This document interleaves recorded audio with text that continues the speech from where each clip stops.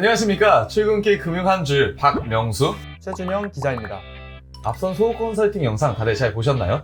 코로나19가 오래 지속되면서 많은 자영업자분들이 어려움을 겪고 있습니다. 이런 다양한 활동들이 많이 확산되어 자영업자분들에게 많은 도움이 되셨으면 좋겠습니다.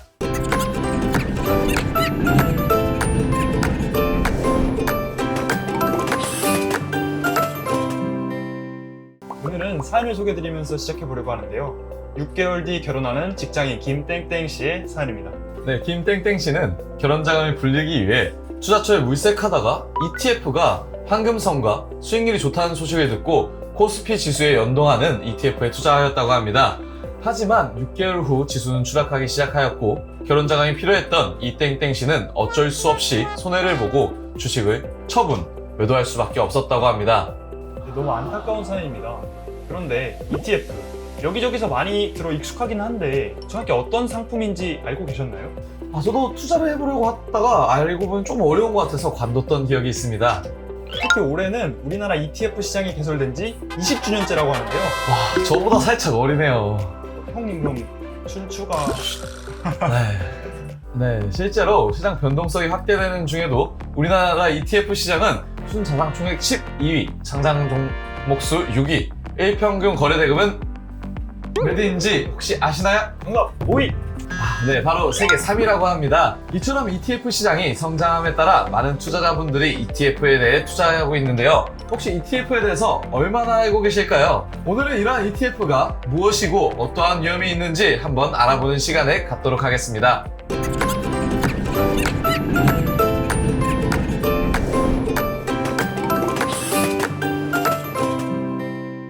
ETF, Exchange Traded Fund. Yeah. 그 상장지수 펀드는 특정 지수 또는 가격의 수익률을 추정하며 상장 주식과 동일한 방법으로 실시간 거래가 가능한 인덱스 펀드입니다. 예를 들어 앞선 김땡땡 씨의 사연처럼 땡땡땡 200이 대표적인데 바로 코스피 200을 추종하는 ETF입니다. 네, 그런데 혹시 ETF는 이름을 통해서 상품 종류를 대충 알 수 있다는 점 알고 계셨나요? 네, ETF 이름에서 볼 수 있는 영문으로 표시된 접두어는 운용사를 의미하고 전미어는 상품 정보를 의미합니다. 예를 들어 땡땡땡 미국, 땡땡땡 중국 이런 상품은 땡땡땡사에서 발간한 미국, 중국에 관련된 상품이라는 것을 의미합니다. 보통 저렴한 비용으로 분산 투자가 가능하고 시장을 통해서 매매되므로 황금성이 보장되어 개인 투자자 등을 중심으로 각광을 받았다고 하는데요. 실제로는 손해를 보는 경우도 발생한다고 합니다. 네, 그렇습니다. ETF도 일반 주식과 유사하게 많은 유의사항이 있습니다. 첫째, ETF는 원금 보장형 상품이 아닙니다. 아무 때나 사고 팔 수 있지만 앞선 김땡땡 씨의 사례처럼 원금 손실이 발생할 수 있기 때문에 이 점 유념하여 거래하셔야 되겠습니다. 이처럼 원금 손실의 위험이 있기 때문에 자산 구성 내용도 확인이 필수입니다. ETF의 자산 구성 내용을 보면 투자하고 있는 ETF가 어떤 종목에 투자하고 있는지 확인하실 수 있습니다. 두 번째, ETF는 괴리율이 발생할 수 있습니다. 앞서 ETF는 지수를 추정한다고 했는데요. 지수의 변동률과 완전히 일치하지 않아 오차가 발생할 수 있고 이를 바로 괴리율이라고 얘기합니다. 보통 괴리율은 ETF와 기초지수의 거래시간 차이 등으로 인해 일시적으로 발생하는 차이지만 괴리율이 비정상적으로 크고 오래 지속될 경우에는 기대 수익을 실현하기 어려울 가능성이 있고 나아가 투자 손실까지 발생할 수 있습니다. 예를 들어 괴리율이 양수로 크게 확대된다면 해당 상품의 가격이 고평가되었다는 것으로 기초자산이 상승하더라도 이에 상응하는 수익을 내기 어려울 수 있습니다. 실제로 2020년 4월 원유 선물의 괴리율이 이례적으로 폭등하여 금융감독원에서는 이를 2차례 소비자 공고를 발령한 경우도 있습니다. 세 번째는 레버리지와 인버스 상품에 대한 위험입니다. 레버리지 ETF는 기초지수 가격의 하루의 변동률의 배수로 변동되는 것을 목표로 하는 상품입니다.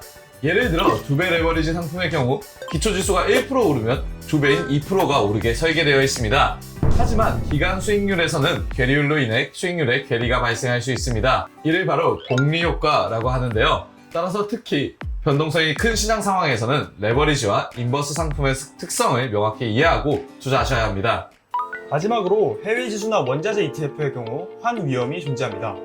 예를 들어 미국 S&P 지수에 투자하는 경우 지수가 10% 오르더라도 1달러당 원화 환율이 10% 이상 하락할 경우 원화 환산 수익은 거의 없거나 손실을 볼 수 있습니다.